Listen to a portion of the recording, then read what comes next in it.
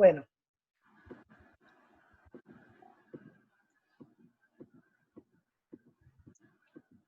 Hola Facundo. No sé si se sumó. Yo le expliqué que vos estabas terminando, Pimpi, de todas maneras, pero él así se va incorporando y ya... Perfecto, perfecto. Bueno, la prórroga del sistema previsión de la moratoria para las mujeres tiene como razón el hecho de que ya por los plazos los varones tenían posibilidad de entrar a la PUAM directamente, porque la prestación universal al adulto mayor es a los 65 años, en cambio las mujeres, pudiéndonos jubilar a los 60, tenía ahí como un desfasaje. Una mujer que tiene 60 años no puede acceder a la prestación universal, según como sale de esta ley, y entonces se le prorroga el derecho a acceder a la moratoria. Bueno, digamos, esa fue la primera, el inicio. Eso dividió la consideración de esta legislación, dividió bastante a la propia oposición, al gobierno de Macri, porque justamente la inteligencia con que se armó esta ley es que las provincias tuvieron que acompañarlo porque eso resolvía otros problemas de sus propios jubilados provinciales, de su propia administración, y entonces esta ley obtuvo el apoyo mayoritario, incluido de una buena parte de lo que era la oposición al gobierno, y también ese apoyo explica que algunos puntos de la ley se hayan podido mejorar. Bueno, eso en el año 2016.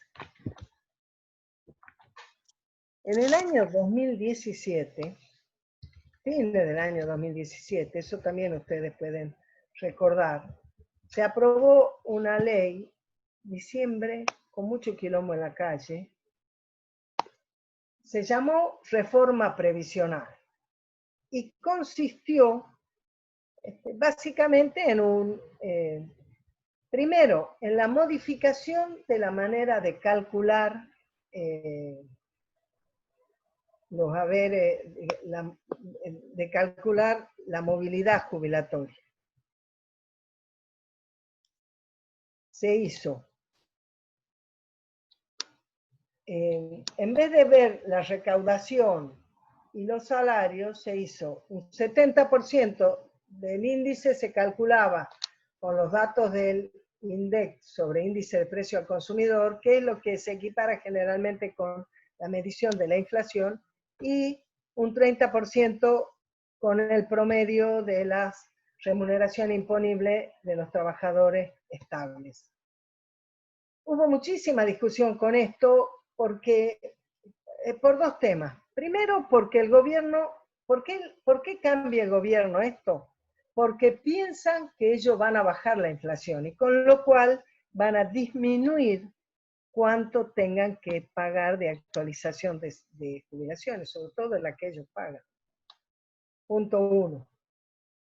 Y segundo, porque ellos decían, vamos, esto va a estar mejor, ¿no? Esto va a estar mejor. Porque, como fíjense, piensen ustedes, apelando a la memoria emocional que uno tiene. No, si se ajusta por la inflación me conviene, porque si aumenta la inflación, o sea, aumentan mis gastos, va a aumentar mi haber jubilatorio. Sería más o menos el razonamiento. Bueno, hubo también mucha pelea, de nuevo división dentro de la propia oposición, y en realidad el cálculo que el gobierno tenía de cómo iba a bajar la inflación se fue al cuerno, no existió, no ocurrió eso. En 2018, 2019 la inflación subió de una manera tremenda, pero había otro problema, y es que cuando esto se aprueba en diciembre para aplicarse en marzo, los cálculos de marzo se hacen con los índices de 6 meses anteriores, con lo cual hay un salto ahí en la actualización de los haberes en el mes de marzo que perjudica el cálculo para los trabajadores jubilados. Eso también fue motivo de muchísimo conflicto. Ese fue el punto gordo de esta ley, pero hubo otros puntos en esta ley también para discutir. Primero, para mejor, llamémosle, que actualiza en 4 veces por año y ya no solo en 2. O sea, actualiza en diciembre, en marzo, en junio y en septiembre. Ya no solo en marzo y en septiembre. La otra cosa que podría considerarse interesante, pero que de todas maneras fue mezquina, es que establece que el haber mínimo de las jubilaciones no puede ser menor que el 82% del salario mínimo de los trabajadores. Muy interesante, excepto que por la condición que pone de que ese cálculo del 82% le cabe a los que se hubieran jubilado por fuera de la moratoria, es decir, a los que hayan pagado, los que tengan pagado sus 30 años de aporte, no que lo hayan pagado hecho, que tengan hecho por sus empleadores o por ellos los aportes correspondientes durante 30 años. Eso expresamente a los que jubilaron con la moratoria, que a esta altura, de 3,5 millones a casi 3 millones, imagínense, más del 40% de los jubilados están excluidos de esta posibilidad. O sea, pone también de nuevo una zanahoria, una cosa atractiva, que el haber mínimo de las jubilaciones sea el 82% del salario mínimo de los activos, que siempre es una lucha de los trabajadores para que las jubilaciones se calculen así, pero incluye a casi la mitad de los trabajadores jubilados. La otra cosa que establece es esto desde el punto de vista nuestro, de lo que hablamos de políticas sociales y cuidados, obviamente especialmente perjudica a las mujeres. Si nosotras estamos hablando de que el 80% de las personas jubiladas en moratoria son mujeres, todas esas personas están excluidas de esta posibilidad de tener, de acceder a este 82% garantizado, ¿no? Bueno, y el otro punto es que eleva el mínimo de la edad jubilatoria de forma voluntaria para los trabajadores que lo deseen. ¿Qué quiere decir esto? Como vos te podés jubilar, hay una edad en que a vos, tu empleador, te puede jubilar de prepo. Te dice, no, ya está, fuiste, te corresponde irte. En algunos casos, aunque te podés jubilar, a tu empleador no le molesta que vos sigas trabajando, a vos te conviene, te gusta, estás bien, obtenés buen sueldo, lo que fuera, y te queda más tiempo que la edad de la jubilación. Pero la ley establece siempre, cuando se dice cuál es la edad de jubilarse, es una edad en que tu empleador te puede obligar a jubilarte. Aumenta esa, pero aumenta la edad en que te puede obligar, pero no hace obligatorio que vos vayas hasta los 70 años, digamos, si sos varón, no estás obligado, sino que tu empleador tiene esa posibilidad. Bueno, esas dos reformas fueron las más gordas. En el año 2019, y nuestro sindicato fue muy responsable de esto, se vencía la prórroga de la moratoria para las mujeres. Trabajamos desde el año 2018 una campaña muy intensa para que la moratoria se prorrogue. En el año 2019 la moratoria se prorrogó. Y con esto terminan las reformas en el sistema previsional que se hacen durante la era de Macri. ¿Cuáles son las novedades? A fines del año pasado se aprueba la emergencia económica y se suspende en diciembre, con el nuevo gobierno, se suspende la movilidad jubilatoria. Que por supuesto también generó bastante ruido porque por primera vez, con una inflación del 55%, por primera vez hubiera venido el nuevo cálculo de la movilidad siendo bastante mejor que el anterior. Pero bueno, el Estado Nacional hizo sus cálculos, planteó que eso no se podía pagar, lo cual actualizó un poco la discusión sobre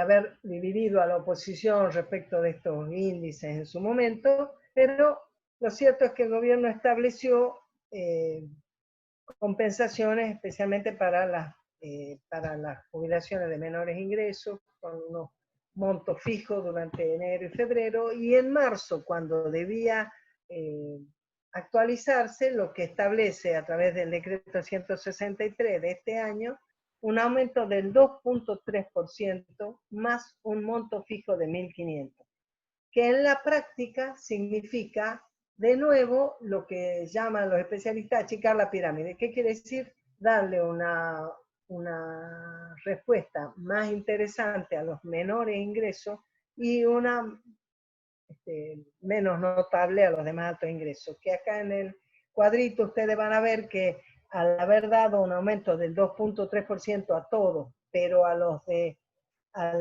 pero al darle también un monto fijo de 1.500 en 12.000 pesos es una cosa, pero 1.500 en 30.000 pesos es mucho menos. Por lo tanto, para quienes tienen la jubilación mínima, significó un aumento del 12, casi un 13%. Para los de jubilaciones muy altas, significó un aumento del 3%. La fórmula hubiera implicado para todos un aumento del 11,5% y hubiera implicado una erogación bastante más grande, sobre todo por el pago de las jubilaciones más altas. Y a partir de junio, el presidente estableció también a través de un decreto digamos, volvió a prorrogar la suspensión de la ley de movilidad. En aquel momento se había votado crear una comisión que estableciera, estudiara cómo debía ser la movilidad y demás, que en junio debió haber tenido una propuesta que debió haber aprobado el Congreso, pero bueno, vino la pandemia, vino la cuarentena, vino todas las dificultades económicas, y la verdad es que lo que ha ocurrido en junio no es que tenemos una nueva ley, sino que tenemos un aumento hecho por decreto del 6.12% a partir de junio. Envié un proyecto de ley para prorrogar la suspensión, y un detalle es que, por supuesto, que creo que no se los dije, pero la movilidad, nos acordamos que también abarca a las asignaciones, a la asignación por hijo, universal por hijo y por embarazo, y a la pensión de los veteranos por Malvinas. En parte la invitación a Facundo también tiene que ver con que a partir de marzo estamos en Argentina, y esto todas ustedes lo saben, en una situación muy particular de cuarentena obligatoria, bueno, de aislamiento social obligatorio, preventivo, qué sé yo, que implica la suspensión de una gran parte de las actividades económicas de las personas, o sea, para una buena parte una dificultad para tener ingresos, para dificultad para facturar y poder pagar a los trabajadores, lo cual ha motivado que el Estado Nacional deba apelar a sus recursos que por supuesto los tiene soberanamente como autoridad nacional, de resolver a través de la emisión de dinero, poder hacer frente tanto a subsidios como el impuesto familiar de emergencia, como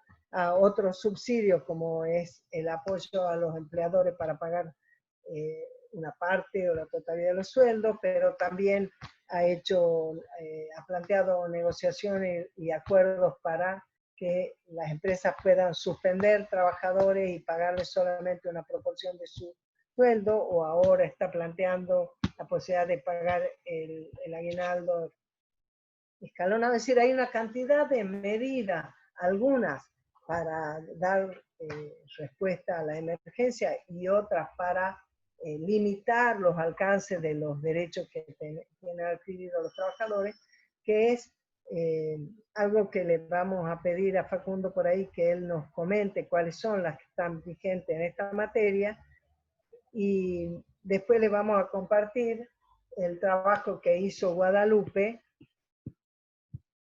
Les vamos a compartir el trabajo que ha hecho la Guadalupe para ver cuáles son, digamos, las decisiones que el gobierno ha tomado en orden a darles como beneficio, llamémosle, a los empleadores, para no pagar o pagar una parte o diferir lo que son las contribuciones patronales para todo el sistema de la seguridad social. Bueno, con esto nosotros terminamos nuestro pantallazo y le damos la bienvenida a Facundo y le pedimos que él nos comparta un poco la experiencia actual que tienen los trabajadores de ANSES respecto de todo el abordaje que se hace durante la cuarentena, durante el ASPO, para atender los beneficios de las y los trabajadores, especialmente los que son jubilados. Bienvenido, Facundo, y muchas gracias por darnos por compartir con nosotras y nuestras compañeras, que acá hay más de 30 compañeras incorporadas en la clase que te van a escuchar. Bienvenido.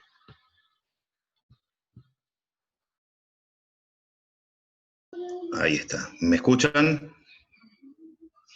Sí, me escuchan. Perfecto.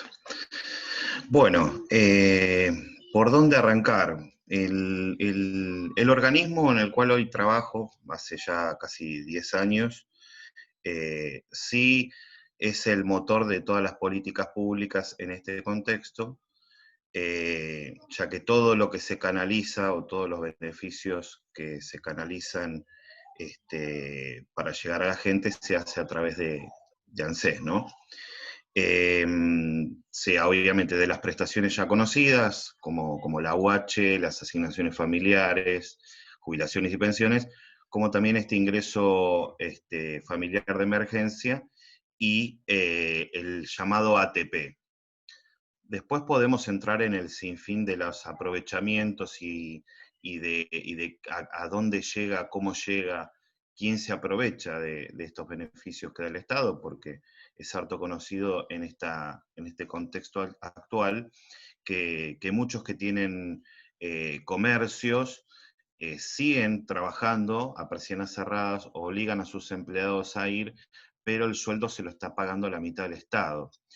Y ahí es donde se generan estas cuestiones que no es algo nuevo, ¿no? Es algo histórico donde se generan los aprovechamientos por unos lados y después las divisiones y los falsos mitos, que digo yo siempre en las charlas que doy, donde empiezan las divisiones entre la gente, ¿no? El que se jubiló por moratoria y el que aportó toda su vida. El que trabaja en blanco y el que cobra el plan. El que cobra el salario familiar, que es una palabra que a mí me gusta desmitificarla porque no existe, se llama asignación familiar. Salario familiar, ese nombre lo pusieron los empleadores para ponerlo dentro del recibo de sueldo.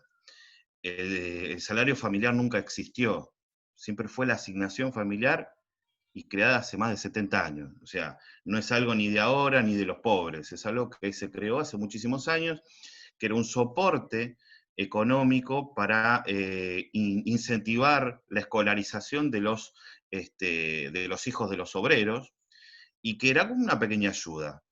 Obviamente que esto con los años se fue modificando, se fue agregando a ciertos sectores que habían sido excluidos. Pero bueno, esta división, ¿no?, entre el que tiene algo y el que no tiene nada, y generar ese mito de que el que no tiene nada le dan más que al que tiene un poquito. Y en lo que refiere bueno, a la parte previsional, que un poco ahí comentaba las reformas Pimpi muy detalladamente, cada uno de las modificaciones que terminan afectando en menor o mayor medida a la población que necesita de un recurso para subsistir. Estos mitos que se han generado, inclusive cómo los medios o cómo las partes dominantes siempre han modificado el lenguaje, justamente, ¿no? La mal llamada ley de jubilación de amas de casa, que fue inclusión jubilatoria, su nombre real, y entonces se generan estas cosas que después son las que generan en la sociedad esta división, esto de, bueno, las amas de casa, que nunca hicieron nada, y ahora tienen una jubilación exactamente igual que la mía, que yo aporté 30 años. Yo como empleado de ANSES siempre me gusta, de alguna forma, ir separando los tantos y muchas veces tajantemente explicar y hasta momentos a veces poner en ridículo a la persona que manifiesta estas cosas y estas divisiones de los beneficios. Hace muy poquito, digo hace muy poquito antes de todo esto, ¿no? Habrá sido los primeros días de marzo, un jubilado que viene a hacer un trámite, cambio de banco, no me acuerdo cuál era el trámite en especial. Pero bueno, deslizó esto, ¿no? Que había mucha gente en la oficina y que bueno, que toda esa gente eran los pobres, ¿no? Estos que vienen acá a buscar los planes. Entonces yo empiezo a decirle, no, mirá, acá vienen todos. Viene el pobre, el de clase media, inclusive hasta el de clase alta, que es el que vamos a ver en los pasillos dando vuelta por la ansiedad de tener que esperar y de comerse toda esa cola de gente pobre. Entonces, me dice, bueno, lo que pasa es que ahora con esto, ahora con el otro, y todo termina derivando en una opinión de este señor, donde él manifiesta que trabajó toda su vida y que han regalado jubilaciones. Entonces yo le pregunto por la señora que tiene al lado, y la señora también es jubilada. Mientras tanto yo iba ingresando al sistema, me iba fijando de que la señora estaba con una jubilación de moratoria, entonces yo ya pregunté capciosamente a ver qué me respondía el señor. Cuando termina blanqueando la situación, entonces le digo, ¿usted me va a decir que su señora que está al lado no trabajó toda su vida? Y hubo un silencio bastante enorme. Dígamelo adelante de su señora que su señora no trabajó toda su vida y le regalaron la jubilación. Ahí el tipo entendió cuál era el concepto y cómo se generaba esta división, y que termina siendo una cuestión de que se informa desde los medios, se baja una línea editorial donde cala hondo en la gente, y la gente termina peleándose con la propia gente. Estas divisiones de yo trabajé toda mi vida, el otro también. Es más, creo que parte de las injusticias que se le adjudica a un jubilado a otro tiene que ver con no reconocer cuáles son las obligaciones que tienen los patrones. Entonces me dices, no, yo trabajé toda la vida, aporté toda la vida. El tema es que toda esa vida que trabajó y aportó, entre comillas, el empleador no lo hizo de esa forma. Entonces, ¿qué es lo que ocasionó? Que su jubilación sea reducida, sea poca, no sea exponencialmente a lo que fue su aporte personal, porque el aporte patronal fue disminuido o lo tenía con una media carga social, que esto quiere decir que lo tenés registrado por 4 horas y trabaja 8, para pagar menos cargas sociales, para pagar menos aportes, porque el aporte patronal es importante, pero bueno, al trabajador ya le viene descontado en el momento que le pagan el sueldo, entonces no tiene derecho a patalear o a fijarse a ver si le está descontando más o menos, si está aportando más o menos. Obviamente que hoy en día hay muchos canales para poder corroborar a través del ANSES, a través de la AFIP, si los aportes se hacen regularmente y correctamente. Muchas veces mucha gente no tiene, se le corta la obra social de repente y no saben por qué, y es porque el empleador no hizo los pagos. Y ahí salta, si no, ni se entera. Porque ese recibo de sueldo que imprime cualquier empleador, lo podés imprimir con cualquier impresora, lo podés truchar, lo podés inventar, y en la realidad eso no sucede. Te dan un recibo de sueldo, vos cobraste tu sueldo en mano, pero el resto es algo que es una obligación que tienen los patrones. Bueno, cuando no lo hacen, o lo hacen a medias, eso repercute en la jubilación a futuro.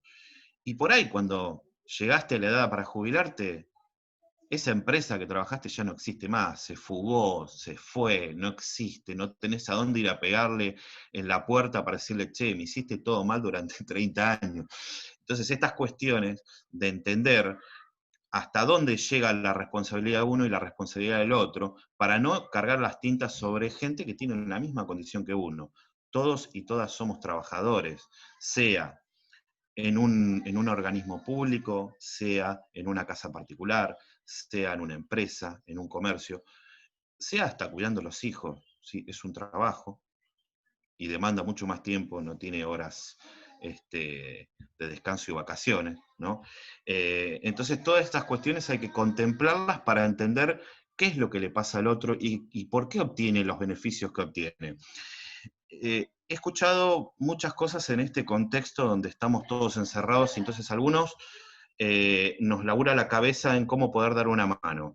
A otros les labura la cabeza en cómo pueden joder al otro, ¿no? O sea, decir, bueno, estoy aburrido y en vez de ponerme una serie en Netflix, me dedico a analizar, a ver qué le están dando a los pobres, ¿no? Que no es uno de clase media acomodada, techito, calentito, ¿por qué le dan a los pobres? Y he escuchado muchas opiniones de que el IFE, el aumento, los bonos, estamos hablando de bonos que se dieron desde enero, febrero, antes de la pandemia y se reforzaron en esta situación de aislamiento.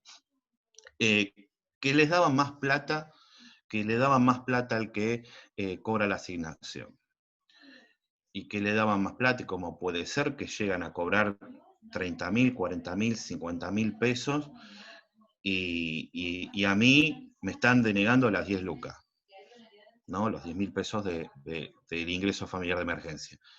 Convengamos que hay muchas falencias en la parte operativa. Nosotros estamos con una imposibilidad como empleados de concurrir a nuestras oficinas, porque no están las condiciones dadas edilicias, no porque nosotros no querramos trabajar, todo lo contrario, sino que las condiciones no están dadas y hay cierto apresuramiento que quizás en los primeros 70 días del aislamiento no se tomó en cuenta. O sea, si tuvo que venir el cambio de director ejecutivo para que se dicte como actividad esencial el trabajador de ANSES.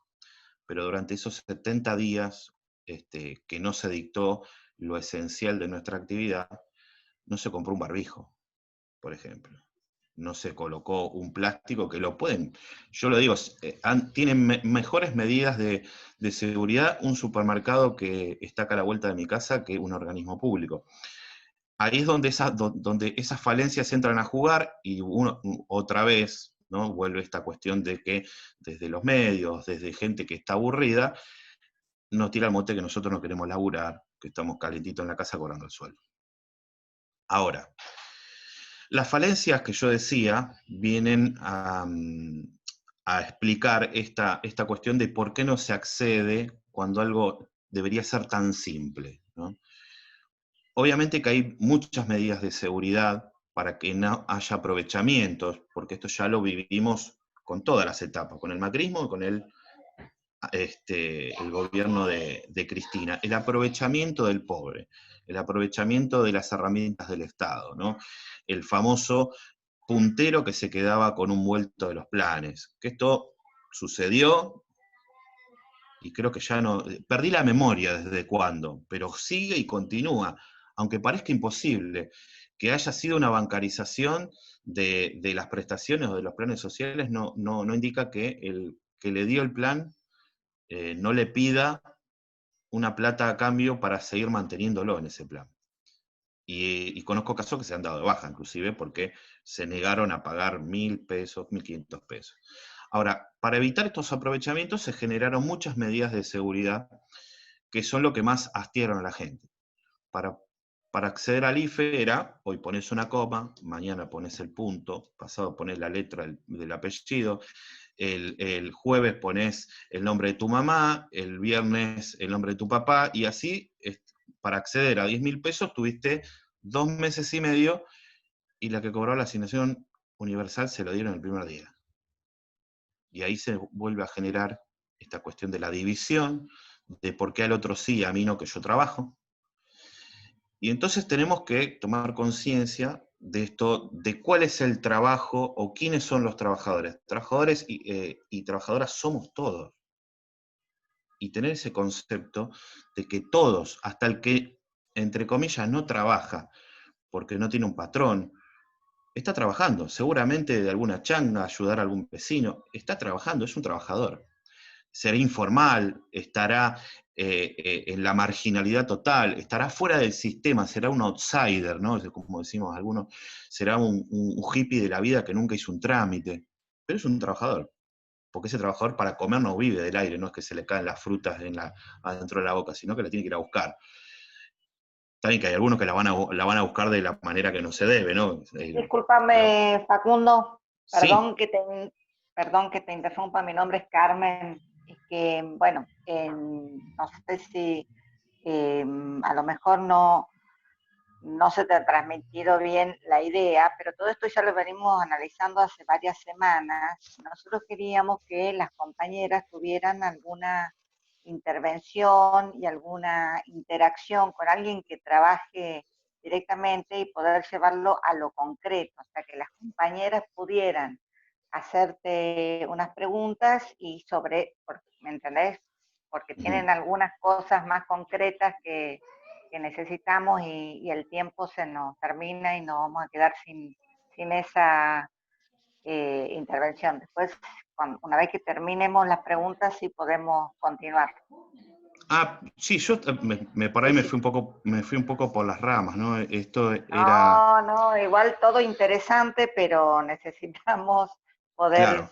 concretar, por favor. Una cosa puntual que lo que quería decir con esto de las herramientas que tenemos, ¿sí? como trabajadores hacia la comunidad, hacia la gente, lo había hablado previamente el día de ayer con la compañera que me convocó, es el monotributo social, ¿no? Que es una herramienta que se ha encontrado en estos últimos tiempos para poder acceder a un beneficio previsional, sea desde el lado informal, sea desde el lado, obviamente, Por eso te ¿sí? digo, a lo mejor estás contestando ya la pregunta que las compañeras te quieren hacer, pero solamente a título organizativo. Por eso te decía, no sé, Mariana, si vos tenés las preguntas, así pobre no tiene que responderlo 2 veces.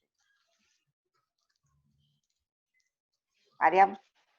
No, sería cuestión de que las compañeras levanten la mano y puedan transmitir las preguntas. Salvo que Pimpi quiera en realidad por ahí orientar un poquito el tema, además del monotributo social, algún otro tema que te parezca que podríamos ir por ahí.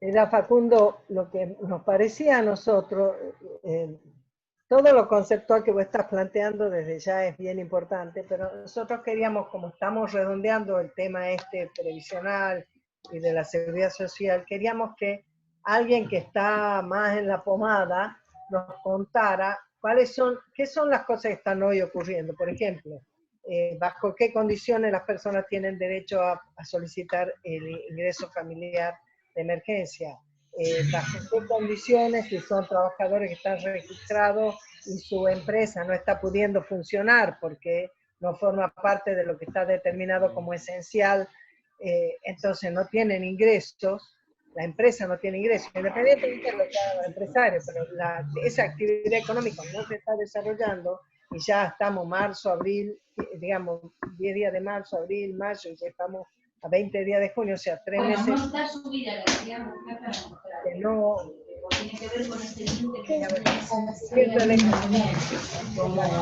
¿qué estás haciendo? Una parte del ingreso, en fin, tener un poco de idea de social, lo mismo. ¿Qué estás haciendo, papi? Está trabajando, dejarlo tranquilo. Anda, a ver, si tú quieres que se calle la familia, no se va a callar la familia, que no es de acá, es de otra familia, pero todas las familias son bienvenidas a nuestras actividades, porque de eso se trata el cuidado, así que nos bancamos el ruido así ambiente, el ruido ambiente. Nosotros no funcionamos con los cosas de huevo en las paredes. Siempre intervenido por hijos, nietos y demás, así que nos bancamos, activizamos el oído. Por ejemplo, ¿hay alguna duda? Porque mira, ahí la Bibi pregunta, ¿dónde se hace el trámite de adhesión al grupo familiar, al PAMI? Bueno, ahora vamos a ver qué otra pregunta las compañeras están haciendo. Y sí, ¿puedo? Perdón, si la van poniendo en el chat, la Mariana las puede leer, las va transmitiendo a Facundo. ¿Ah? Te quería decir esto. ¿Has visto que van cambiando los nombres de las políticas que permiten incluir, incorporar, particularmente en el caso del programa Ya Hacen, que para nosotros fue muy importante, lo vimos como una de las... De hecho, nosotros nos presentamos al Ministerio y a la Superintendencia a plantearle que debían ser esas personas titulares, tener como obra social de origen la obra social del sindicato, porque responde exactamente a la caracterización de lo que nosotros expresamos como organización, y aunque eso no pudo ser, lo que te quiero decir es que después con Macri eso cambió de nombre, pero no solo de nombre, sino que le sacó todo el contenido de organización social que esos programas tenían. Y, digamos, trató de sacarse de encima las organizaciones con las que esas compañeras estaban vinculadas, que forma parte, hoy también es difícil por la cuarentena, pero forma parte de las cosas esenciales que nosotros como trabajadores necesitamos. Y hay compañeras, por ejemplo, ayer justamente me estaba comentando una compañera de Escobar, que ellas quieren saber cómo sigue la cosa con ellas, cómo que ahora se va a llamar de otra manera, pero cómo va a funcionar, cómo se van a relacionar, bueno, en fin, las dudas que corresponden a esta situación de emergencia especial que estamos viviendo todos y todas. Bueno, a ver, hay varias, las leí, las puedo ir contestando. Sí, dale. Bueno, la primera que yo vi es este tema de la adhesión al PAMI. Lamentablemente hay trámites que son presenciales, por el momento no están todos los trámites para lo que es la atención virtual, que eso se canaliza a través de la web de ANSES. Insisto nuevamente, en el resto del país es diferente que en AMBA, ¿sí? En el conurbano y capital estamos más afectados a la circulación del virus, por ende está más restringida el volver a atender al público, ¿no? En algunos lugares del país ya se está haciendo. Lamentablemente, todavía hay muchos trámites que no tienen ni respuesta y no se sabe cuándo, porque hasta que no se abran las oficinas no se puede hacer, por ejemplo, la inscripción de un adherente al PAMI. Lo que sí se debería hacer son los canales telefónicos, que sé que es engorroso, que es difícil de comunicarse, pero que son los únicos que te pueda llegar a atender una persona y que te pueda responder algo, porque como yo estoy exceptuado, también no estoy yendo a mi trabajo, no tengo todas las herramientas que me gustaría tener para dar la respuesta que me gustaría dar. Por ende, yo solamente estoy informado con la página web, y obviamente algunos compañeros que me van pasando las circulares internas para ver cómo se van modificando ciertas cosas. Otra de las cosas que preguntaban, el tema, si no me equivoco, del conviviente que falleció o necesita tramitar una pensión. Si la convivencia está cargada, ¿sí? Con todos los datos que corresponden, y la documentación respaldatoria para justificar esa convivencia, ¿sí? Parece una cosa que se pide como si fuera, probame que conviviste, pero bueno, lamentablemente las normas y las leyes dictan que para otorgar un beneficio derivado de un fallecimiento, si no hay un vínculo como el casamiento, se debe presentar la documentación que certifique que viven en el mismo domicilio. Si tienen hijos en común, la brecha de pruebas se exige solamente 2 años. Si no tienen hijos en común son 5 años, o sea, de la fecha del fallecimiento para atrás, 2 años en un caso y 5 para el otro, para presentar pruebas, sea boleta de luz, gas, servicios, seguros de vida, a cargo en la obra social, plazos fijos, compartidos, contrato de locación, todo lo que indique que las dos personas estaban en el mismo domicilio. El tema de los monotributos sociales o las cooperativas, sí, nosotros hemos visto cómo se ha hecho un manoseo de esto, pero bueno, una de las preguntas que yo leí era si el monotributo servía con el tema de los aportes para una futura jubilación. Bueno, ahí es donde hay que, era justo lo que yo le había pasado a Mariana, un archivito en Word, donde hicimos una guía para aquellos que se inscribieran en el monotributo social, para que puedan completar todos los procesos, porque la importancia de estos procesos son las que van a repercutir a futuro. Si no se siguen todos los procesos, y si no se cumplen todos los pasos que hay que seguir, en el momento que uno llega, que ya como muchas veces, como lo dije hace un rato, ¿no? Después que pasan 20 años, uno dice, ¿y qué fue? ¿Qué es lo que hice con ese trámite? No se acuerdan. vamos a ser sinceros, o sea, tenemos que volver a esa costumbre que tenían los tanos, ¿no? De guardar los papelitos, hacer la carpetita, un folio, un tupper, lo que sea, pero guardar los papelitos. ¿Por qué? Porque si bien todo indicaría que va camino a la sistematización de toda la documentación que uno va haciendo durante su vida, el papel no le gana a nadie. Y si no, tenés que recurrir a la justicia. El papel te dice, mira, ves que esto es cierto, no te estoy mintiendo.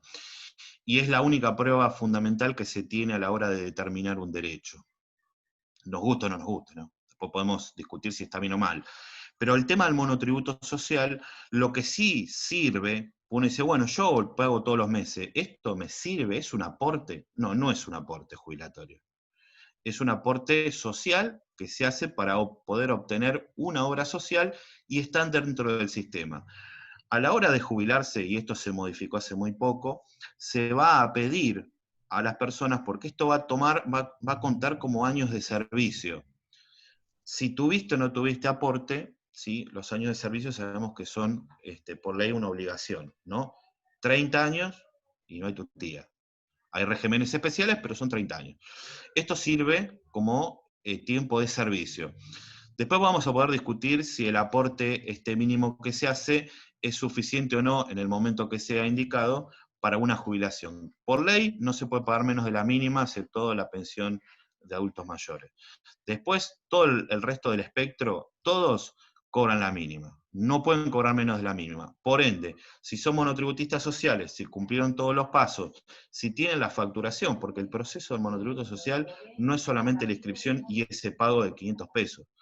Es un montón de procesos donde tenés que declarar ante AFIP, ¿sí? Que vos tenés, por ejemplo, que es algo muy importante. ¿Y por qué digo que es importante? Declaración jurada de salud, ¿sí? Es el decreto 300 del año 97, donde cada monotributista autónomo hace una declaración jurada de cuál es su estado de salud. La gran mayoría está todo bien, a mí no me importa, es un trámite, lo lleno, lo dejo en ANSES y se terminó ahí. Este papel, esta declaración jurada, si vos tenés alguna enfermedad preexistente, a la hora de quizás necesitar a futuro una jubilación por invalidez, esto va a contar como prueba fundamental. Si vos tenés alguna preexistencia, sea cardíaca, sea física, sea motriz, de cualquiera sea la índole médica, esto sirve para eso. Parece un trámite que no... Es más, creo que si podemos hacer la pregunta, ningún monotributista social lo hizo. Y si lo hizo porque le dijeron, mira, si no lo hace, no puede seguir adelante. O porque la cooperativa trabaja de tal forma de que los tiene a rajatabla, así me va a tener que hacer esto. La declaración jurada de salud, la prueba documental de la factura, que esto es otra cuestión, ¿no? Porque algunos prestan servicio y otros venden algún bien comercial, eso depende de la actividad, depende cómo está enrolada la cooperativa, pero toda documentación que certifique la actividad es la que se va a pedir a la hora de jubilarse. A ver si hay alguna otra preguntita. Sí. Un comentario, ¿no? A mis compañeras sobre todo, y está bueno para que lo sepamos y lo tratemos de difundir. Mi compañero ha fallecido en medio de la cuarentena, mi compañero de la vida, y cuando averigüé para iniciar el trámite en ANSES, resulta que yo no tengo inscripta en ANSES mi convivencia. La tengo inscripta en Bariloche, no sé dónde sería, en el registro civil, no sé dónde, no me acuerdo. En la oficina de Correpo. Sí, y hace falta lo que vos decías, hay que presentar una cantidad de papeles y no está habilitada, digamos, registrar la convivencia, no es registro previsional de la convivencia, como se llama. Y la verdad es que yo no conocía que existía ese requisito. Sí sabíamos de los 2 años si tenés hijos, que no sería nuestro caso, porque somos personas que nos hemos encontrado en grande, o 5 años de convivencia, bueno, nosotros tenemos 17 años, pero no sabíamos que lo habíamos inscrito para usarlo en la obra social, no sabíamos que había que inscribirlo en ANSES. Yo creo que está bueno que nosotros estamos hoy aprendiendo eso, que eso es un registro que hace falta, como lo que vos estás contando, contando ahora sobre el tema de la salud. A veces uno ve los formularios y no entiende para qué son, o no ve para qué son importantes, pasa de largo y demás, y se supone que generalmente cada uno tiene una razón de ser, ¿no? Digo porque, ratificando un poco con mi experiencia personal, lo que vos acabas de contar respecto a que hace falta tener una inscripción, no sé cómo se llama eso, pero como inscribir la convivencia en ANSES, digamos. Exacto. Yo muchas veces le digo a los beneficiarios, ¿no? Uno se casa en el registro civil, no en ANSES. En ANSES no tiramos marrón, no hacemos ninguna ceremonia, pero tiene que hacerlo igual. Si bien hay un convenio con el registro civil que es del año 2014, en el cual cierta documentación que se inscribe en el registro civil pasa automáticamente al ANSES, como por ejemplo los nacimientos y la creación del DNI o la actualización del DNI, ¿no? Esto pasa automáticamente a ANSES, el pibe ingresó, nació, lo ingresaste en el registro civil y automáticamente al mes siguiente ya está en ANSES y al segundo mes ya estás cobrando la asignación si estás trabajando en blanco o tenés la AUH por algún otro menor o no tenés nada. Es más, mucha gente ni se entera que el sistema empezó a liquidar porque nunca fue al ANSES. Y vengo a hacer la asignación y si no, mirá, se te está pagando desde que nació. El tema de la convivencia, hoy en día en este contexto tengo inclusive un caso de una persona que esto es otra de las particularidades, ¿no? ¿Cuál es el inicio de jubilación que está aprobado virtualmente? El inicio de jubilación es el que tiene todos los requisitos y es por primera vez y no tiene que hacer nada, que está todo en el sistema. El resto, tengo el caso de una persona que falleció el 30 de marzo, el papá de un conocido mío, la mamá quiere hacer la pensión, pero ¿qué pasa? El papá fallecido tenía moratoria y le quedaban 3 cuotas. Todas las jubilaciones por moratoria, cuando fallece el titular, ¿sí?, no se puede hacer lo que se llamaba la pensión web. Muchas veces se ha hecho y queda trabada en un limbo 6 meses hasta que uno balance y dice, ¿por qué no sale? Y te dice, no, si tiene moratoria, el fallecido, hay que hacer un recálculo porque esas cuotas que debe la tiene que pagar la pensionada desde el cálculo cuando se liquida la primera vez. Entonces pasa de que si tenía moratoria el fallecido, el cónyuge en este caso, que comento yo no en el caso tuyo de conviviente, cónyuge, casados legalmente, no puede tramitar la pensión derivada del jubilado fallecido por esas 2 cuotas de moratoria que le faltaban, que falleció antes de que se terminara, y no está habilitado el ANSES para hacer la pensión. Así como eso, muchos trámites, por ejemplo el CODEN, lo que se puede hacer online en la página te va guiando. Son pequeñas cosas. Lo que no se puede hacer, yo siempre indico lo mismo. Manden ahí un correíto que se llama consultas@anses.gov.ar con la documentación respaldatoria de lo que quieren preguntar o lo que quieren solucionar. Si es del CODEN, obviamente, al no poder hacer la convivencia, porque no están las oficinas abiertas, y tampoco los registros civiles para hacerla, que se llama unión civil, inclusive, bueno, después está en los juzgados la información sumaria, que es una declaración de convivencia.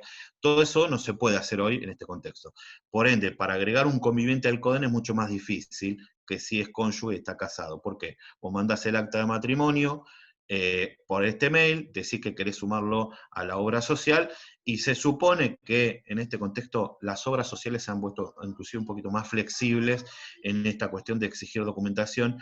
Por ende, tengo también un amigo mío que el nene nació, todavía no pudo ser anotado, y con la constatación de parto lo pudo meter en la obra social para que tenga cobertura. El pibe tiene casi 3 meses de vida. Así que en ese sentido, consultas@anses.gov.ar. consultas@anses.gov.ar. Ese es el mail donde se puede mandar la documentación, actualización de domicilio si no está registrado. Después hay todo un tema con el tema del IFE, de todo lo que no se pudo hacer, los denegados, los que no pudieron acceder a la prestación por esta cuestión de no tener los datos actualizados, que desde algún lugar se está tratando de revertir, pero bueno, mote casero. Perdón, Facundo, la compañera Sí. Fabiana Navarro levantó la mano, ahí le doy la palabra por si te quieres hacer una pregunta. Fabiana. Hola, ¿qué tal? Buen día. Quería hacer una consulta sobre algo que dijiste de los monotributistas y una declaración de salud, ¿puede ser? Sí. ¿Cómo es eso? Porque, por ejemplo, en el caso de los monotributistas sociales, ¿en qué momento deberían de hacer la declaración de salud?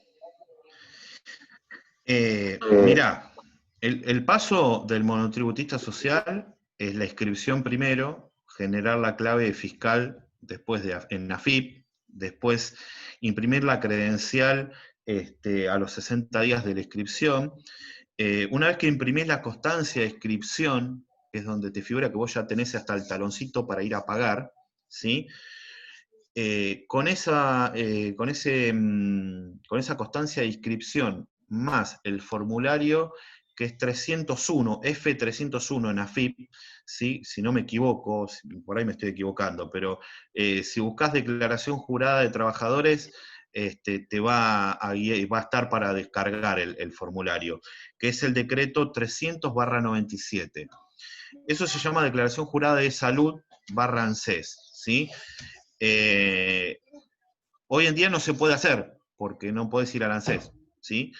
Pero vos lo llenás, lo pedís, lo bajás de la página FIP, lo imprimís, lo llenás con tus datos y ahí te va a preguntar cuestiones de salud. Si tenés enfermedades cardiovasculares, si tenés enfermedades, si tenés operaciones. Digo esto porque, como explicabas un rato, muchas veces por temor y si pongo que tengo tal cosa, por ahí me queda registrado en algún lado y algún empleador no me va a tomar, ¿no? Esto es una declaración jurada personal de vos, de tu persona misma, que queda en AFIP. No es que cualquier futuro empleador va a poder ver que vos tenés una preexistencia de salud, sino que es una declaración jurada, como dije, queda los registros para que en un futuro, si tenés que solicitar la jubilación o el retiro por invalidez, conste en actas, por así decirlo, de que vos ya denunciaste en el momento que te hiciste monotributista que vos tenías esta condición de salud. Mira, mi pregunta era porque, bueno, hace 4 años yo trabajaba haciendo monotributo social y nunca se nos había referido ese dato. O sea, yo era la que inscribía, tenía la planilla para inscribir, hacía el asesoramiento sobre todo el tema, elegía a la gente ¿cómo se llama? Su obra social, todo el resto, lo que dijiste, lo de la credencial, todo eso, sí. Nunca se me había informado el tema de la declaración de salud. Por eso me sorprendió cuando dijiste, por eso quería saberlo.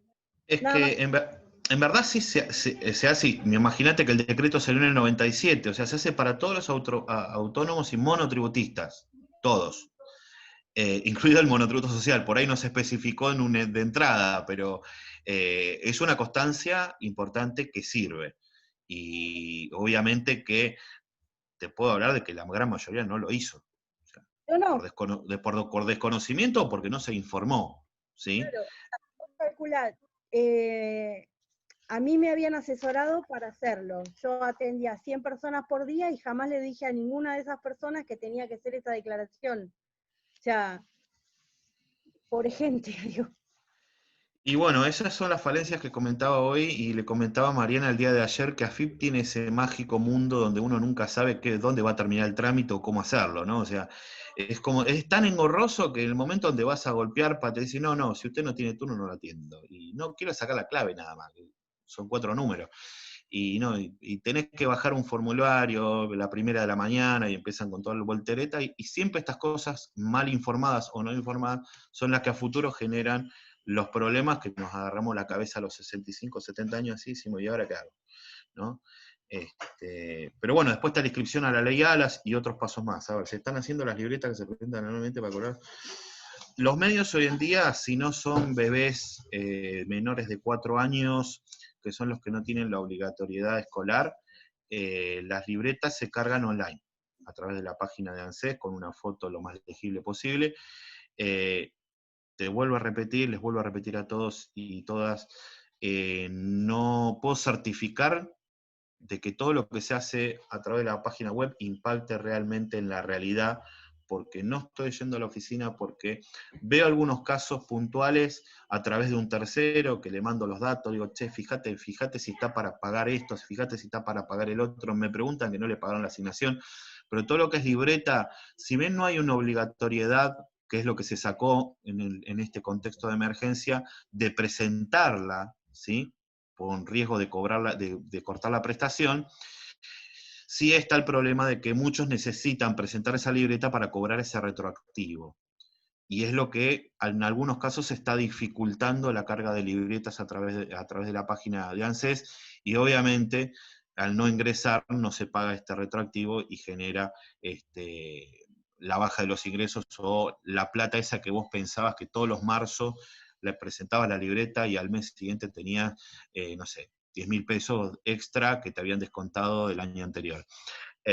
Hoy en día es eso, lamentablemente, hasta que yo le decía ayer a Mariana, no hay para dar buenas noticias. En este contexto no podemos decir sí, esto está bárbaro, vamos para adelante, le ponemos la mejor voluntad, tratamos de ayudar, pero está muy difícil el tema de la carga de trámites, el tema de volver a la actividad.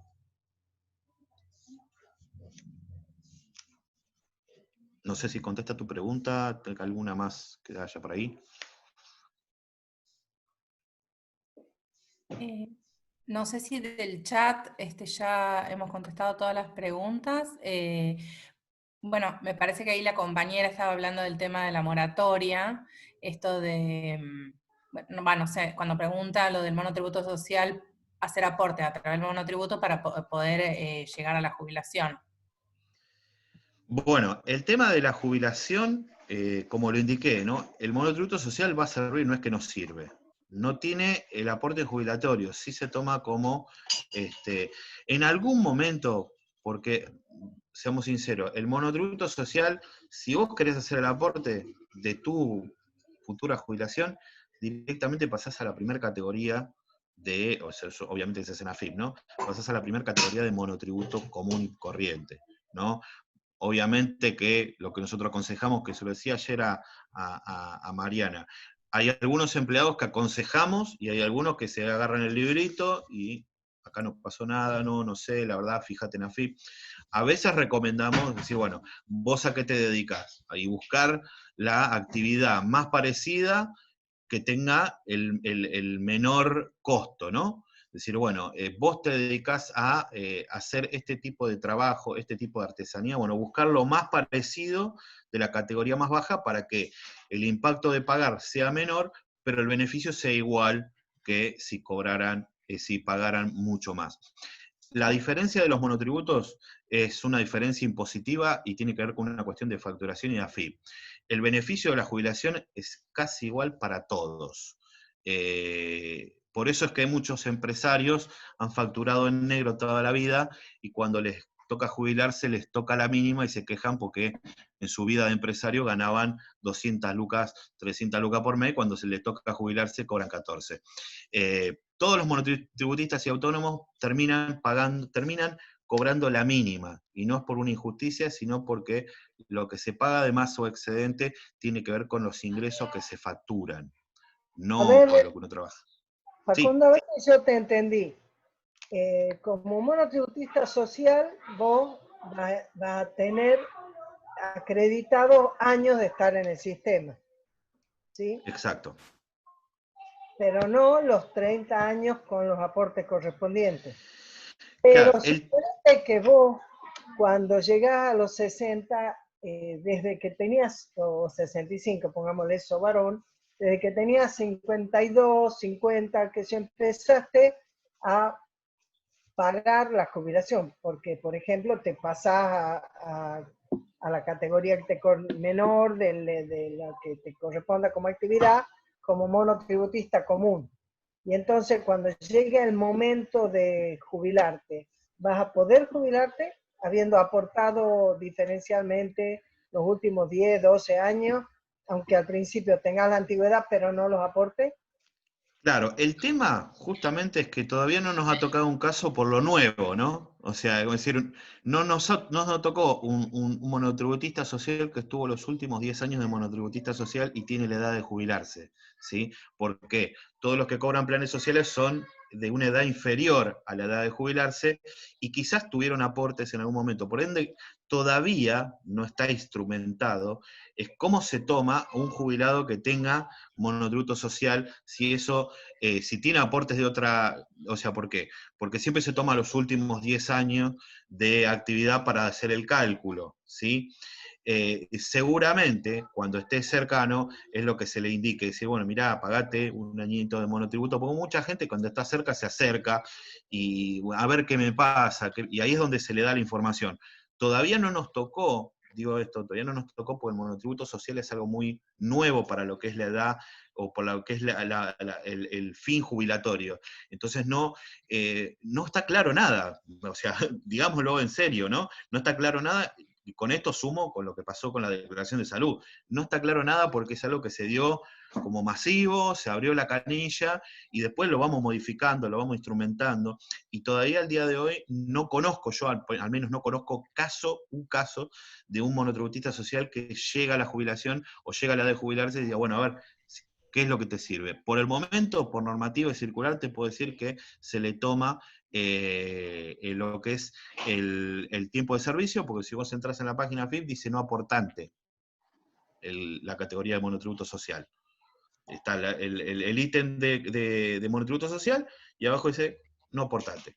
No aportante significa que no tiene aporte jubilatorio, ¿sí? Porque el aporte que se hace es social, y es solamente para acceder a la obra social y tener el derecho a facturar, si tenés un emprendimiento que facturás menos de 125.000 pesos por mes. Yo te Por año, perdón. Yo te pregunto porque me imagino que si la persona que consulta es demasiado joven, por ahí uno no le diría que se cambie de monotributo. Porque, o sea, tal vez esperaría que esté un poco más cerca, que tenga cerca por lo menos de 40 años, no sé. Por eso mismo, por eso mismo que el consejo se lo damos a los que están cerca, ¿no? Los que son jóvenes, no, es seguir, tratar de buscar un laburo formal o salir de esta, porque vamos a ser sinceros, estas son medidas paliativas que se han tomado, y como lo hablaba también con Mariana, no es feliz para nadie el hecho de tener que caer o tener que necesitar, ¿sí? No solamente caer, o sea, caer no, sino necesitar de un ingreso que está rozando la informalidad, o que eso a futuro pueda...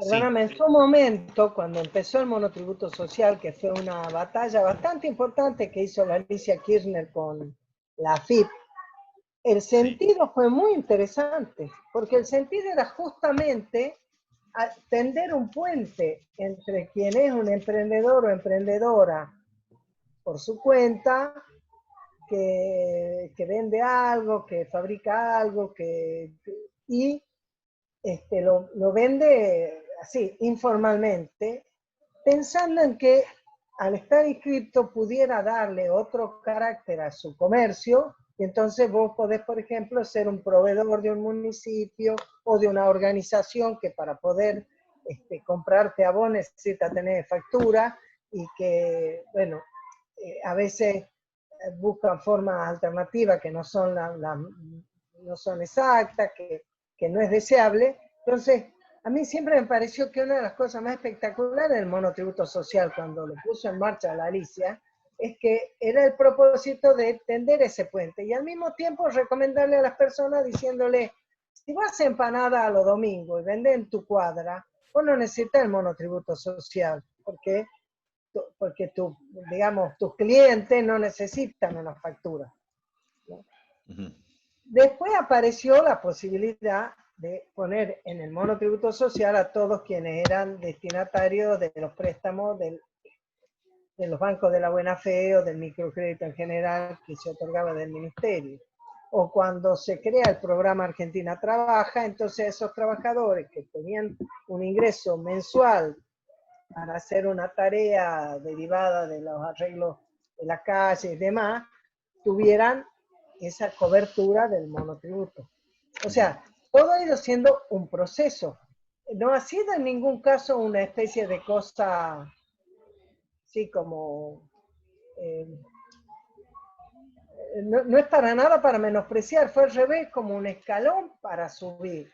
Un escalón para enganchar a esas personas en la posibilidad de una economía más formalizada. Incluso, siempre el punto fue, si lo que vos vendés al cabo del año, ¿no? No permite una facturación razonable, no te inscriba a obligarte a pagar, que va a entender que no te va a convenir. Pero si vos tenés alguna posibilidad de tener un cliente que más formal, y bueno, te conviene inscribir.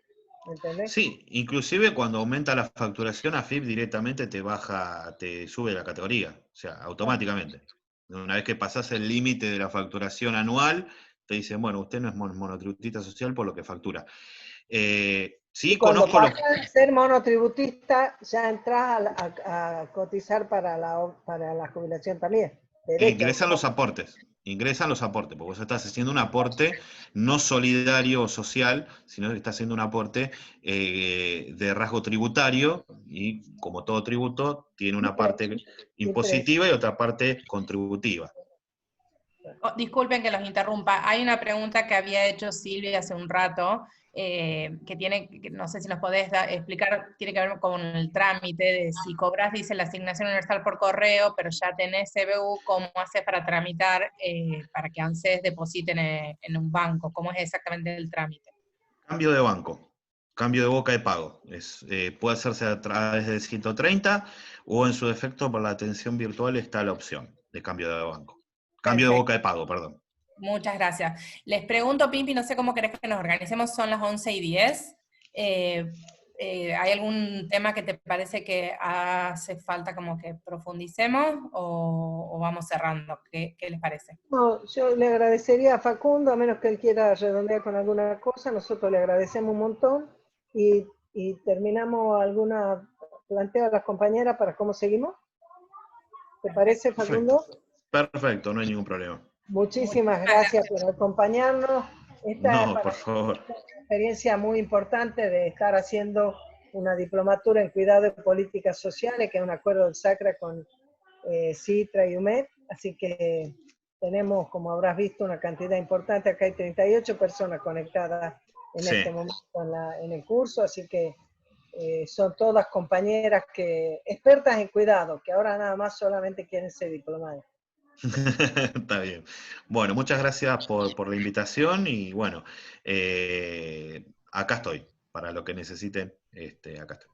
Muchísimas gracias.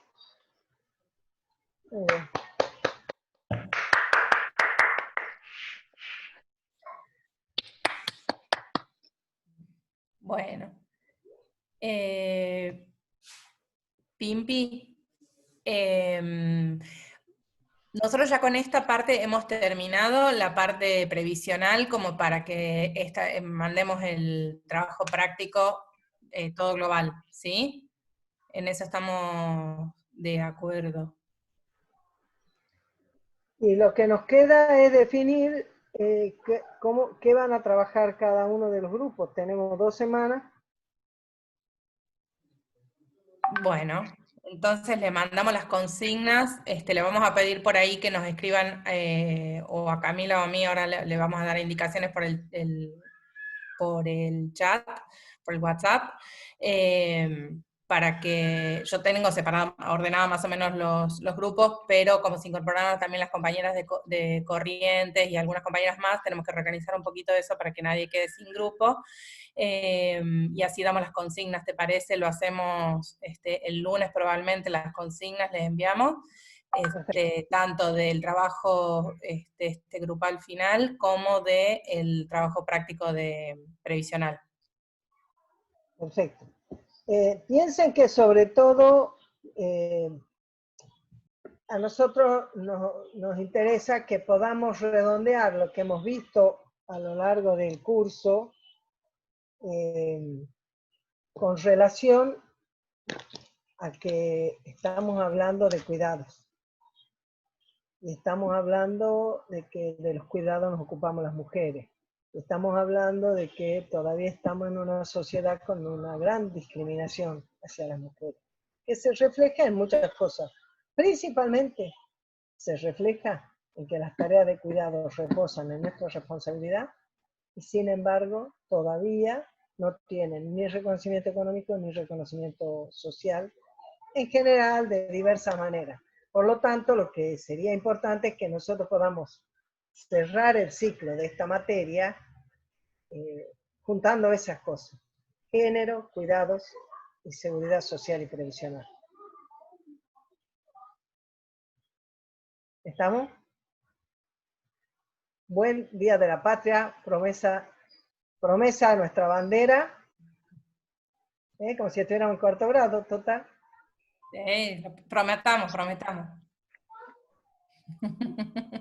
Ahí está, mirá la Camila con la... Mirá la Camila, ¿qué tal? La Camila, mirá. Y la ven a Rosina como está con esa bandera espectacular al lado. Disculpame, pero la Camila se puso la bandera esa para tapar el pijama. No importa la razón no se ve. Yo lo dejo, lo muestro, Bueno, la verdad que sea la última vez que venía a clase en pijama. De ovejita. Como los chicos, la tengo que convencer a mis hijas para estar en el pijama y no la puedo convencer a Carmen. Bueno, escúchame, lo que sí está bueno, que por ahí el fin de las compañeras que todavía no han completado los trabajos prácticos anteriores, los terminen, así ya arrancan la nueva etapa final con todo completado. Después hablamos, por supuesto, con las compañeras que se han incorporado, eso lo vamos manejando, no, tampoco somos tan estrictas. Pero bueno, yo les agradezco que este sábado estemos acá, esto nos permite haber usado este sábado, nos permite tener más margen para después el trabajo final y que poder cerrar el cuatrimestre más holgadas. Así que les agradezco que hayan estado hoy en su sábado. La cuarentena nos ha hecho bastante más holgada a todas, así que... ¿Holgado? No, a mí me queda todo ajustado. La ropa no te la hizo holgada, te hizo holgada a ti misma. Perfecto, bueno, si les parece, cerramos acá y nos estamos comunicando Camila y yo con las compañeras para las consignas y beso a todas. Cielo, antes que cortes. ¿Qué, Carmen? No hemos cortado. Yo conozco muchas compañeras que se han jubilado teniendo aportes del monotributo social. Lo que no ha quedado claro de lo que ha dicho Facundo es que lo mismo que pasa con el periodo cuando uno tiene cuando uno está embarazada, es que se le cuenta como tiempo trabajado, pero no se registra el aporte. Pero a los fines de la jubilación, eso no importa. No sé claro, si eso es lo que nos explicó otro compañero de ANSES. Obvio, se cuenta como tiempo trabajado, exactamente, porque en realidad no importa si está hecho el aporte o no. El tema, lo importante en la jubilación es que te lo cuenten como tiempo trabajado, aportado. Claro, en realidad lo que nos explicó el muchacho ANSES que nos había la otra vez asistido, era que si bien no había aportes en ese periodo, cuando sale la sábana, digamos, aparece como trabajado. No aparece, claro, no aparece en cero. Eso es lo que decía. Entonces, digamos, una cuestión técnica que ellos la ven. Nosotros, cuando vos pedís la sábana, digamos, de los aportes, claramente, el aporte propiamente dicho no está, pero eso no significa que no te contabilice el tiempo ese. Claro, porque, o sea, pensar solamente en el aporte es no pensar en el sistema de reparto, ¿sí? Porque nunca las jubilaciones proporcionan al aporte que ni los beneficios que tenés durante tanto tiempo se corresponden con los aportes que has hecho vos. En realidad el sistema de reparto es un aporte que hace todos los trabajadores, todos los que compran, todos los que consumen, para que los inactivos, los jubilados, tengan la plata en el bolsillo. Entonces, ¿qué es lo importante? Es que figure como trabajado. Distinto es el caso, Carmen, de la excedencia, y que por eso la Betty Mir, quien ha presentado eso es otra cosa. El proyecto, cuando vos sí pedís la excedencia de la licencia por maternidad, ahí sí es que no aparece ese como un periodo trabajado. Porque es vos ahí pediste un una goce de sueldo. sueldo, o sea, Exacto. Y ese es el proyecto que Betty había presentado para que justamente, por ejemplo, una mujer que tiene 3 hijos, ha tenido, digamos, 3 hijos, esos periodos en los que pueda haber pedido una excedencia, por ejemplo, no le impliquen una desventaja en relación a la jubilación.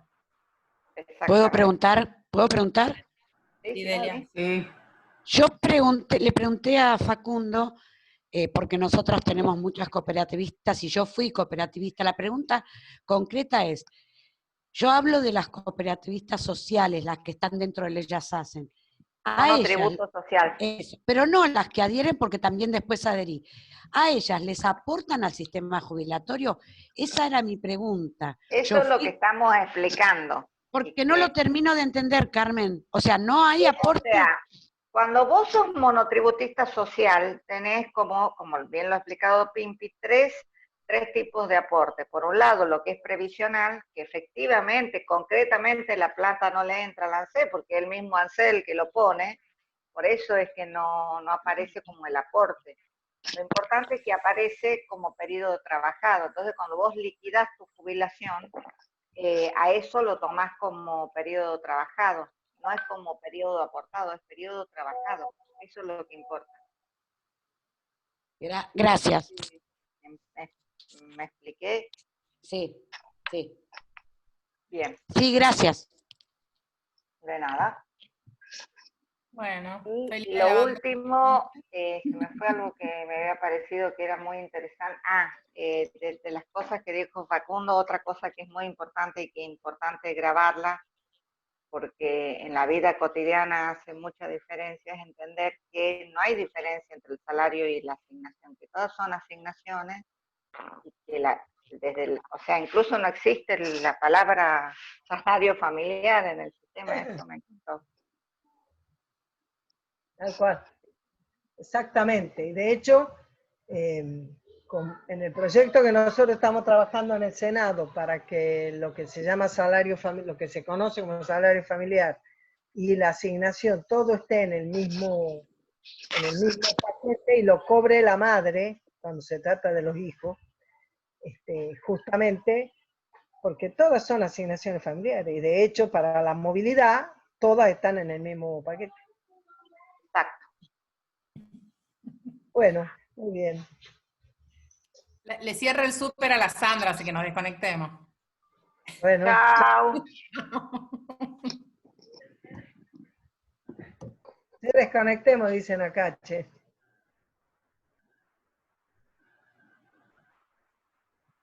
Muy bien, ya no sé.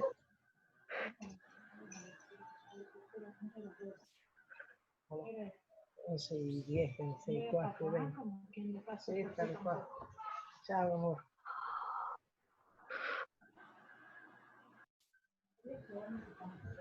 Bueno.